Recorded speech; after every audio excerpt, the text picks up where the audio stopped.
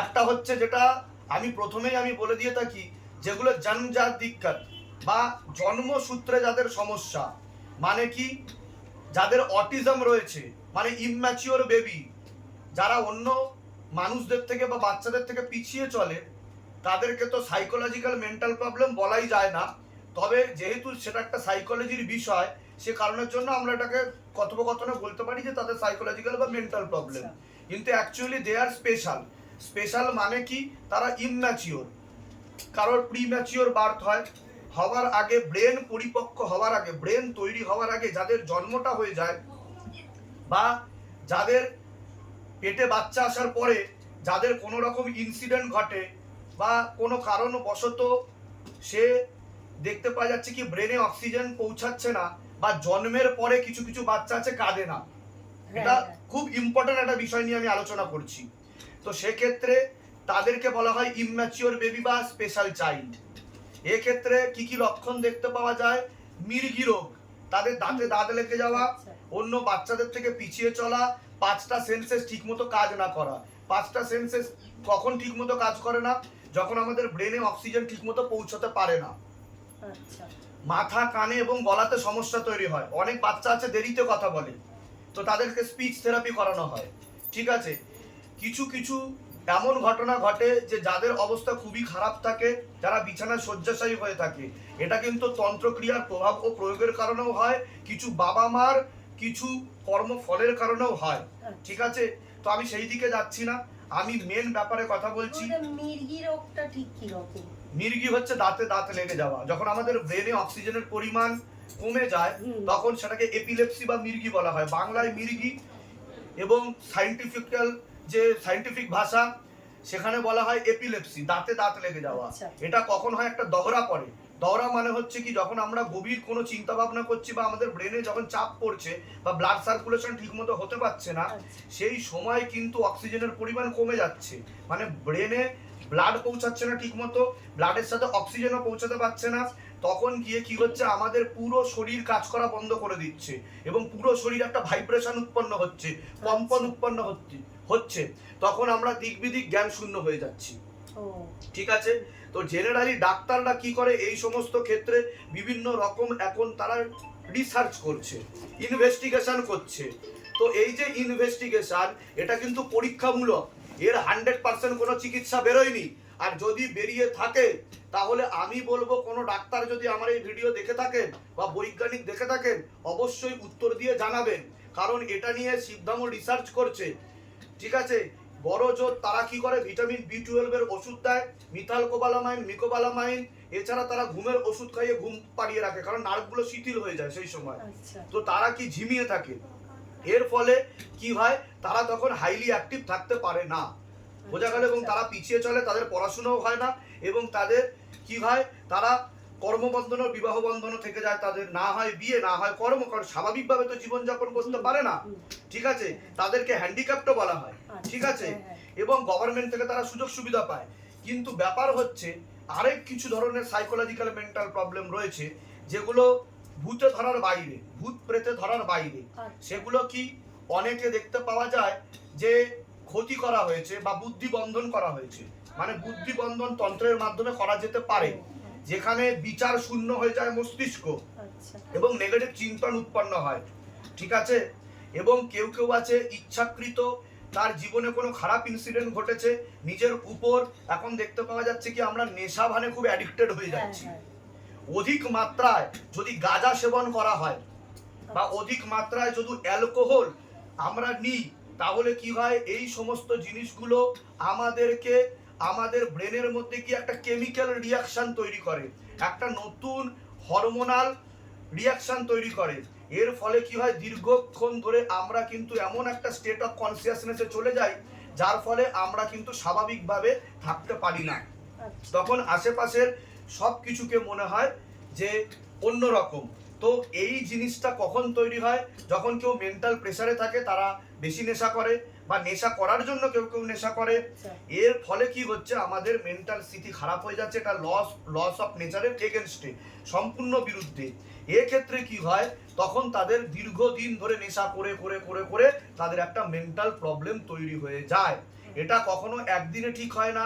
যারা বিপদে পড়ছেন তারা অবশ্যই শিবধামে আসুন। সমস্ত ক্যাটাগরির কিন্তু আলাদা আলাদা ট্রিটমেন্ট, আচ্ছা ঠিক আছে? যারা ছোটবেলা থেকে যাদের সমস্যা তাদের ট্রিটমেন্ট আলাদা, যারা নেশাভানে জড়িয়ে গেছে এবং নেগেটিভ চিন্তা হয়, ভুল বিচার আছে, বুদ্ধিবন্ধন করা আছে, তাদের আলাদা ট্রিটমেন্ট। গুরুদেব এবার এসব থেকে মুক্তির উপায় কি রয়েছে? মুক্তির উপায় হচ্ছে একটাই, জয় শিবধাম, ওম নমঃ শিবায়, শক্তি রূপে গুরু পীরানন্দম নমঃ ওম। এছাড়া আর কোনো উপায় নেই। যে বাবার চরণ আশ্রিত হয়ে যায় সে সব সমস্যা থেকে পার হয়ে যায়, ঠিক আছে? এটা আমরা শুধু বলি না, করে দেখাই। এবং কেউ যদি রিসার্চ করতে চায় শিবধামে এসে, অল আর ওয়েলকাম। সায়েন্টিস্ট থেকে শুরু করে সবাইকে ওয়েলকাম জানাচ্ছি, তারা আসুক এবং প্রত্যহ দেখুক কিভাবে আমরা চুটকিতে শিবধামে সুস্থ করে দিচ্ছি, সব কিছুকে নর্মাল করে দিচ্ছি। আরেকটা আমি বলি ক্যাটাগরি, সেটা হচ্ছে কি অনেকে সুইসাইডাল চিন্তা ভাবনা আসে, আত্মহত্যার চিন্তা ভাবনা আসে, বা দীর্ঘদিন ধরে রাত্রিবেলা ঘুমোতে পারছে না, এবার ডাক্তাররা ঘুমের ওষুধ দিচ্ছে, ঠিক আছে? তো তাদেরকে কি দেখতে পাওয়া যায়, তাদের পিতৃদোষের কারণেও এটা হয়। এবং অশুভ শক্তি, নেগেটিভিটি, বাতা, ভূত, প্রেত, যেগুলোকে আপনারা নেগেটিভ এনার্জিও বলতে পারেন। এবং ভূত প্রেত জাস্ট একটা নাম, আর অন্য কিছু নেই।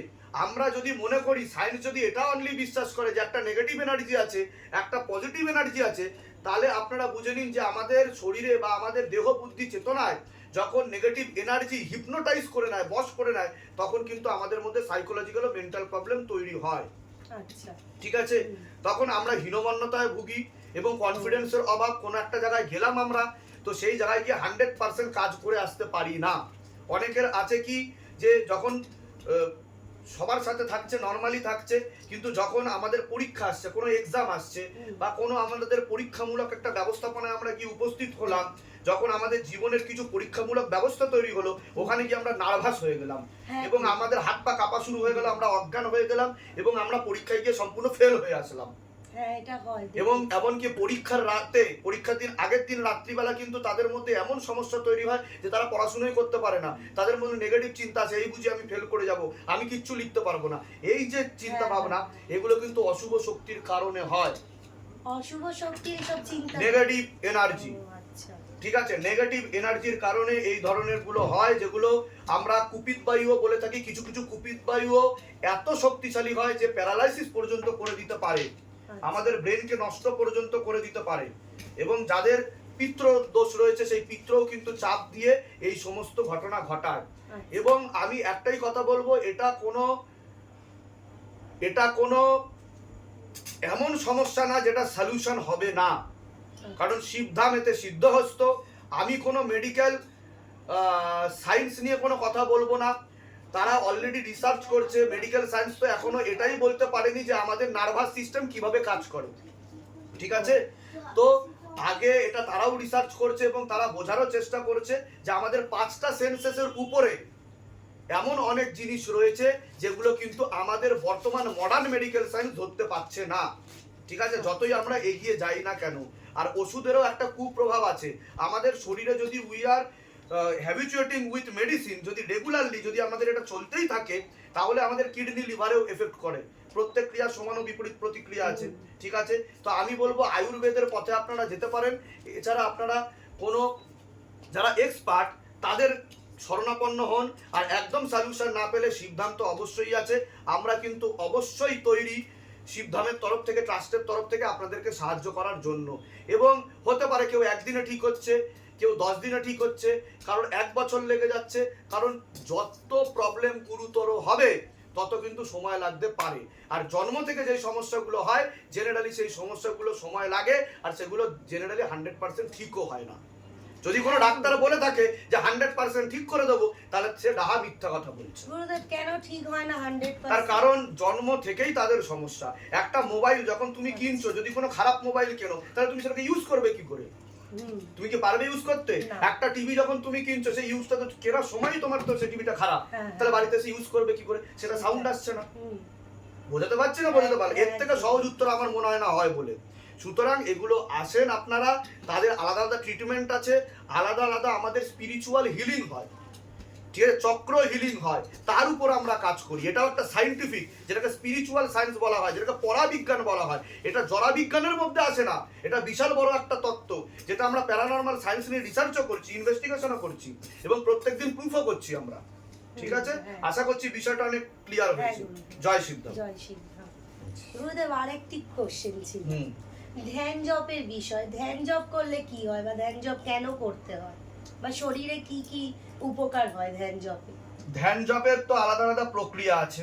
আচ্ছা, ঠিক আছে, প্রথম কথা হচ্ছে, আগে তো আমি বলবো জপ আলাদা ধ্যান আলাদা, দুটোকে একসাথে মিশিয়ে দিলে চলবে না। ও যখন আমরা জপ করছি, জপের মধ্যে জেনারেলি পার্থক্য হচ্ছে কি, একটাকে বলা হয় বাচিক জপ, একটাকে বলা হয় মানসিক জপ।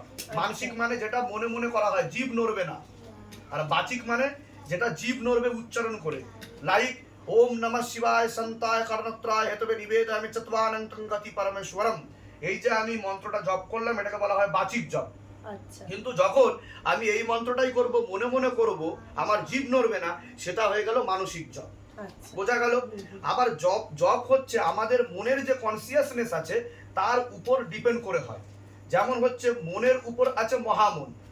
ঠিক আছে, যেমন একটা বাচিক জপ আমি করছি ওম নমঃ শিবায়, আমাদের যে মন আছে তখন তার সাথে সাথে আমি আবার কি বলছি, ওম ক্রিম কালিকায় নমঃ ওম। এটা মানসিক জপ হচ্ছে। মহামনটা কি? মহামন মহামন হচ্ছে যে যখন আমি মনে মনে ওম ক্রিম কালিকায় নমঃ ওম বলছি, তখন মহামনে আবার আমি কিন্তু অন্য কোনো মন্ত্র জপ করছি, ওম গম গণপতায় নমঃ ওম।